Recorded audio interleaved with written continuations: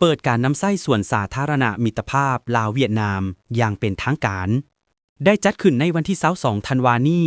ที่บ้านด่านสร้างเมืองไซธานีนครหลวงเวียงจันทน์โดยการเข้าร่วมของสหายทองลุ่นศรีสุริตเลขาธิการใหญ่คณะบริหารงานศูนย์กลางพรรคประธานประเทศแห่งสปป.ลาวสหายโตเริ่มเลขาธิการใหญ่คณะบริหารงานศูนย์กลางพรรคคอมมิวนิสต์เวียดนามมีบรรดาสหายกรรมการกรมการเมืองศูนย์กลางพรรคเลขาธิการศูนย์กลางพรรคกรรมการศูนย์กลางพรรคประชาชนปฏิวัติลาวและพรรคคอมมิวนิสต์เวียดนามบรรดากระทรวงองค์การของลาวและเวียดนามและสาวหนุ่มเยาวชนเข้าร่วมสหายเหวียนจี้ยุงรองนายกรัฐมนตรีแห่งสสเวียดนามได้กล่าวว่าสวนสาธารณะมิตรภาพลาวเวียดนามบ่เพียงแต่โครงการภูมิสันฐานหับไส้ชุมชนเท่านั้นแต่ยังเป็นสัญลักษณ์ที่มีชีวิตชีวาของสายพ่อพันธุ์ที่ซื่อสัตย์และหายากระหว่างสองชาติโครงการนี้แสดงถึงความตั้งใจและเอาใจใส่ของสองพรรคสองรัฐและประชาชนสองชาติในการปกปักรักษาเสริมขยายมรดกอันล้ำค่าที่ประธานโฮจิมินห์ประธานไกรสอนพรหมวิหารและประธานสุภานุวงศ์ได้เพิ่มพูนคุณสร้างแม้นของขวัญวัฒนธรรมจิตใจของพรรครัฐและประชาชนเวียดนามฝากให้พรรครัฐและประชาชนลาวไอ้น้องเนื่องในโอกาสเฉลิมฉลองวันสำคัญอันยิ่งใหญ่ในเมื่อนำไส้สวนสาธารณะจะกลายเป็นสถาบันวัฒนธรรมนิเวศวิทยาที่ทันสมัยเป็นบ่อนประชาชนนครหลวงเวียงจันทน์และต่างประเทศก็สามารถเข้ามาพักผ่อนจัดกิจกรรมของชุมชนพอนั้นยังแม่นพื้นที่สีแดงเพื่อให้รุ่นหนุ่มลาวเวียดนามซ่องหู้เหตุการณ์ประวัติศาสตร์ที่ติดพันของสองชาติด้วยเหตุนี้จึงสืบต่อเพิ่มทวีความรับผิดชอบและเสริมขยายมูลเสื้อความสามัคคีเวียดนามลาวในสภาพแวดล้อมสากลและภาคพื้นได้พันแปรไปอย่างสับสนเวียกเสริมสร้างความสามัคคีลาวเวียดนามแห่งมีความหมายสำคัญทางด้านยุทธศาสตร์หลายขึ้นสวนสาธารณะมิตรภาพลาวเวียดนามประกอบส่วนซุกยู่การร่วมมืออย่างแข็งแรงขึ้นอีกระหว่างสองชาติในขงเขตการเมืองเศรษฐกิจวัฒนธรรมศึกษาท่องเที่ยวและการแลกเปลี่ยนพบปะประชาชนดังนั้นจึงนำเอาคุณค่าตัวจริงเพื่อการพัฒนาแบบยืนยงของแต่ละประเทศและผลประโยชน์รวมของภาคพื้นสหายเพชรพรหมพิพักษ์กรรมการศูนย์กลางพรรคหัวหน้าห้องว่าการศูนย์กลางพรรคได้กล่าวว่าปฏิบัติตามการตกลงของพรรคสองรัฐบาลและกรมการเมืองของสองประเทศลาวเวียดนามก็คือผันขยายเนื้อในจิตใจของขอตกลงว่าด้วยแผนการร่วมมือประจำปี2025และบทบันทึกกองประชุมครั้งที่47ของคณะกรรมการร่วมมือทวิภาคีระหว่างรัฐบาลแห่งสปป.ลาวและรัฐบาลสสเวียดนามในการสร้างสวนสาธารณะมิตรภาพลาวเวียดนามอยู่สปป.ลาวภายหลังที่ได้เปิดพิธีโครงการก่อสร้างสวนสาธารณะมิตรภาพลาวเวียดนามอย่างเป็นทางการทางคณะคุ้มครองโครงการทั้งสองฝ่ายก็ได้มีการประสานสมทบกันอย่างแน่นแฟ้นเห็นให้โครงการดังกล่าวได้เซ็นสัญญาริเริ่มในวันที่31มีนาคม2025ที่นครหลวงเวียงจันทน์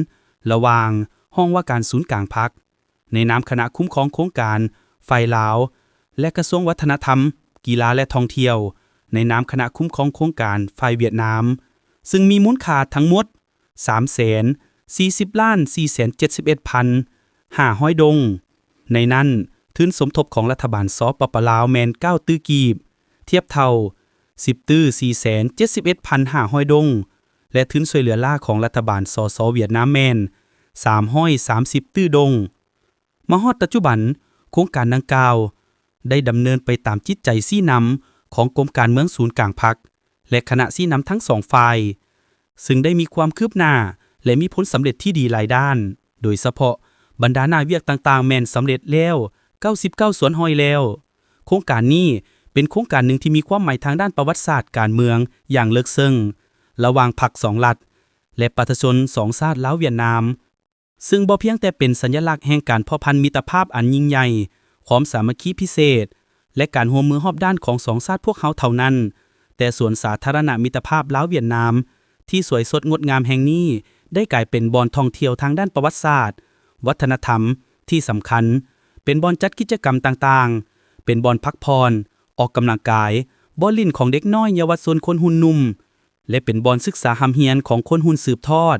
ได้เข้ามาทัศนศึกษาค้นคว้า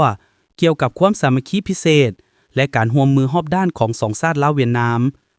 สหายตัวเลิมพบปะโอ้ลมพนักงานหลักแหล่งครูอาจารย์และนักศึกษาสมปสในท่ามกลางบรรยากาศที่เต็มไปด้วยความหมายประวัติศาสตร์ที่ทั่วพักทั่วรัฐและปวงชนลาวทั้งชาติพวมเบิกบานมวลชื่นเฉลิมฉลองวันสถาปนาสปปลาวครบรอบ50 ปีและการเกี่ยมให้แก่กองประชุมใหญ่ครั้งที่12ของพรรคในตอนบ่ายของวันที่1ธันวาคม2025นี้สหายโตเลิมเลขาธิการใหญ่คณะบริหารงานศูนย์การพรรคคอมมิวนิสต์เวียดนามพร้อมด้วยคณะผู้แทนขั้นสูงได้เดินทางพบปะโอ้ลมอยู่สถาบันการเมืองและการปกครองแห่งชาติสมปสการเยี่ยมยามครั้งนี้ดำเนินไปเนื่องในโอกาสที่สหายโตเลิมเดินทางมาเยี่ยมยามรัฐกิจอยู่สปปลาวระหว่างวันที่1 ถึง 2 ธันวาคม 2025พิธีต้อนรับอยู่สถาบันการเมืองและการปกครองแห่งชาติได้จัดขึ้นอย่างสมเกียรติโดยเป็นเกียรติเข้าร่วมของสหายทองรุ่นศรีสุฤทธิ์เลขาธิการใหญ่คณะบริหารงานศูนย์กลางพรรคประชาชนปฏิวัติลาวประธานประเทศแห่งสปปลาวพร้อมด้วยคณะให้เกียรติต้อนรับของสหายภูวงอุ่นคำแซนกรรมการศูนย์กลางพรรคเลขาคณะบริหารงานพรรคหัวหน้าสมปสพร้อมด้วยคณะพรรคคณะนำพนักงานครูอาจารย์และนักศึกษาเข้าร่วมในพิธีดังกล่าวสหายภูวงอุ่นคำแสนได้รายงานโดยสังเขปเกี่ยวกับประวัติความเป็นมาและการเติบใหญ่ขยายตัวของสมปสซึ่งเป็นสัญลักษณ์ที่มีชีวิตชีวาของการร่วมมือลาวเวียดนามสมปสมีต้นกำเนิดมาจากโรงเรียนสามัคคีที่ได้รับการสร้างตั้งขึ้นในปี 1964 อยู่ดินแดนของสสเวียดนามชื่อของโรงเรียนได้ส่องแสงให้เห็นถึงความสามัคคีอันดูดดื่มระหว่างศูนย์กลางพรรคประชาชนลาวและพรรคคนงานเวียดนามในสมัยต่อสู้กู้ชาติโดยมีคณะอำนวยการร่วมลาวเวียดนามท่านโฮสีเตืองและสหายศรีสมพรละวันไซเฮ็ดหน้าที่ค้นคว้าทฤษฎีมาร์กเลนินและถอดถอนบทเรียนปฏิวัติเพื่อรับใช้ภารกิจปลดปล่อยชาติเพื่อตอบสนองความเรียกร้องต้องการของหน้าที่การเมืองในระยะใหม่ในเดือนกุมภาพันธ์ปี 1995 กรมมันเมืองศูนย์กลางพรรคได้ตกลงโฮมโรงเรียนชั้นสูงพรรคและรัฐและโรงเรียนการปกครองและคุ้มครองแห่งชาติเข้ากันกลายมาเป็นสถาบันการเมืองและการปกครองแห่งชาติในปัจจุบันการรายงานแม่นการยกให้เห็นถึงมากผลแห่งการร่วมมือระหว่างสมปสและสถาบันการเมืองแห่งชาติโฮจิมินห์การร่วมมือนี้บ่เพียงแต่เป็นการแลกเปลี่ยนทางวิชาการเท่านั้นแต่ยังเป็นการสร้างความเอกภาพทางด้านทฤษฎีและอุดมการณ์ให้แก่สองพรรคผลงานอันพ้นเด่นในประวัติศาสตร์การร่วมมือแม้นการสำเร็จโครงการแปลนิพนธ์เลือกเฟ้นของมาร์กอังแกนเลนินโฮจิมินห์และนิพนธ์ครบชุดโฮจิมินห์จำนวน15เล่มพร้อมด้วยวจนานุกรมเวียดนามลาวนี่ถือเป็นครั้งที่อิฐในประวัติศาสตร์ลาวที่มีคำสร้างทฤษฎีพื้นฐานของลัทธิมาร์กเลนินที่เป็นภาษาลาวอย่างสมบูรณ์เพื่อรับใช้การค้นคว้าการเรียนการสอนและการกำหนดแนวทางนโยบายของพรรครัฐนอกจากนี้ภาครัฐและประชาชนเวียดนามยังได้ให้การช่วยเหลืออย่างมหาศาลในการก่อสร้างพื้นฐานโครงล่างพิเศษแมนโครงการก่อสร้างสถาบันการเมืองและการปกครองแห่งชาติประจำภาคใต้แขวงจำปาสักซึ่งเป็นโครงการขนาดใหญ่เพื่อคำนับรับต้อนวันสถาปนาสปปลาวครบรอบ50 ปีและวันเกิดประธานไกรสอนพรหมวิหารครบรอบ105 ปีในวาระการพบปะโอ้ลมสหายโตเลิมได้โอ้ลมนโยบายเกี่ยวกับการพัวพันร่วมมือเวียดนามลาวแนวทางนโยบายของสสเวียดนามในระยะใหม่ต่อพนักงานครูอาจารย์และนักศึกษาว่าเพื่อเป็นการสืบทอดมิตรภาพอันยิ่งใหญ่เพิ่มพูนคูณสร้างสายพัวพันความสามัคคีพิเศษปรับปรุงการร่วมมือรอบด้านและยู่แห่งการเป็นร่วมมือยุทธศาสตร์ลาวเวียดนามในระยะใหม่ข้าพเจ้าคิดว่าพวกเฮาต้องยึดมั่นบางพื้นฐานแนวคิดดังนี้ 1. ยึดมั่นเป้าหมายเอกราชแห่งชาติกับสังคมนิยม2 พรรคล้วนแล้วแต่เลือกเอาเส้นทางเอกราชแห่งชาติติดพันกับสังคมนิยม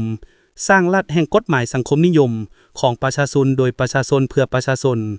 พัฒนาพื้นฐานเศรษฐกิจตลาดตามทิศสังคมนิยมในสภาพโลกมีหลายท่าเอียงรูปแบบทฤษฎีที่แตกต่างกันเวียดนามและลาวยิ่งต้องได้แลกเปลี่ยนแบ่งปันเพิ่มเติมสร้างความกระจ่างยิ่งขึ้นต่อเส้นทางที่พวกเฮาได้เลือกเอาบนพื้นฐานตัวจริงอันมีชีวิตชีวาของแต่ละประเทศร่วมกันแลกเปลี่ยนบรรดาผลสำเร็จบรรดาบทเรียนในการนำใช้หมุนใช้อย่างมีประสิทธิภาพประดิษฐ์ทฤษฎีเข้าในพฤติกรรมตัวจริง 2. พร้อมกันสร้างเส้นสายแดนแห่งความสงบมิตรภาพและการร่วมมือพัฒนาไปพร้อมกัน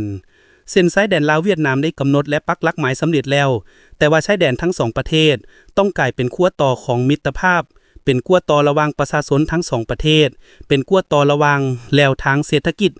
ขั้วต่อระหว่างพื้นที่พัฒนาสีเขียวยืนยงกลมเกี่ยวกับธรรมชาติเป้าหมายของการสร้างเส้นสายแดนเป็นสายแดนแห่งความสงบมิตรภาพและการร่วมมือพัฒนาไปพร้อมกันนั่นทั้งเป็นความเร่งทวงด้านเวียกงานการเมืองป้องกันชาติป้องกันความสงบและเป็นโอกาสการพัฒนาเศรษฐกิจวัฒนธรรมสังคมของสองประเทศและในนี้ความสามัคคีพิเศษแม่นโลกกำบังที่นุ่มเนียนและเข้มแข็งที่สุดเมื่อมีความเชื่อมั่นยุทธศาสตร์ที่แน่นแฟ้นแล้วทุกกลอุบายแบ่งแยกสักสนช่วยไส้ล้วนแล้วแต่ถึกปราศัยเมื่อประชาชนสองภาคชายแดนเป็นดังสหายอ้ายน้องเพื่อนมิตรคู่ร่วมกันที่เชื่อมั่นแล้วชายแดนก็จะกลายเป็นสายหัดแห่งการร่วมมือพัฒนาเป็นสายเสือกหัดแน่นความสามัคคี 3. เพิ่มเติมสนับสนุนกันด้านแรงกำลังแห่งทรัพยากรพื้นที่พัฒนาด้วยวิสัยทัศน์ยุทธศาสตร์พวกเขาเห็นว่าลาวมีท่าทีตั้งศูนย์กลางทางแผ่นดินในมีท่าแห่งบ่มซ่อนด้านทรัพยากรธรรมชาติหลายมีพื้นที่พัฒนาสีเขียวเวียดนามมีท่าแห่งสายฝั่งทะเลที่หนาวเป็นประตูออกทะเลของอนุภาคแม่น้ำของที่กว้างไงมีกำลังแรงงานอุดมสมบูรณ์เศรษฐกิจหลากหลายเชื่อมโยงกับภาคพื้นและสากลอย่างลึกซึ้งถ้าหากพัฒนาเฉพาะแต่ละประเทศพวกเขาจะจำกัดหัดแคบพื้นที่การพัฒนาของตนเองแต่ถ้าเพิ่มเติมให้กันและเชื่อมโยงทางด้านแรงกำลังแรงถ้าได้เปรียบร่วมกันหลายอย่างจะเกิดขึ้นสร้างผลประโยชน์สูงสุดต่อแรงกำลังแรงเพื่อพัฒนาอย่างว่องไวเงินยงการขนส่งสินค้านักท่องเที่ยวจากลาวสามารถออกสู่ทะเลได้ว่องไวขึ้นผ่านทางเรือทางทะเลด้านซ้ายแดนตะวันออกของเวียดนามแหล่งไฟฟ้าพลังงานทดแทนของลาวสามารถเชื่อมโยงกับเครือข่ายไฟฟ้าในภาคพื้นผ่านเวียดนามข้าพเจ้าขอแจ้งให้บรรดาสหายได้ทราบว่าในระยะปี 2021 หา 2025 นี้เวียดนามได้ช่วยเหลือลาวปฏิบัติได้25โครงการมูลค่าการช่วยเหลือประมาณ 4,000 ตื้อดงประกอบมี6โครงการด้านการศึกษาก่อสร้าง3โครงการในโครงเขตสาธารณสุข4โครงการในโครงเขตวิทยาศาสตร์และเทคโนโลยี6โครงการในโครงเขตอื่นๆเวียดนามมีการลงทุนอยู่ราว276โครงการโดยมีมูลค่าการจดทะเบียนหลายกว่า6ตื้อดอลลาร์สหรัฐพิธีย่ำยามและพบปะโอลมของสหายโตเลิมอยู่สมปสได้สิ้นสุดลงด้วยบรรยากาศแห่งไมตรีจิตมิตรภาพการเยี่ยมยามครั้งนี้บ่เพียงแต่เป็นเกียรติแก่สถาบันเท่านั้นแต่ยังเป็นแห่งบันดาลใจอันยิ่งใหญ่ให้แก่พนักงานครูอาจารย์และนักศึกษาในการสืบทอดภารกิจสร้างคนสร้างแนวคิดให้พัฒนาอย่างบ่หยุดยั้งข่าวและภาพตาออดแสนทวีสุข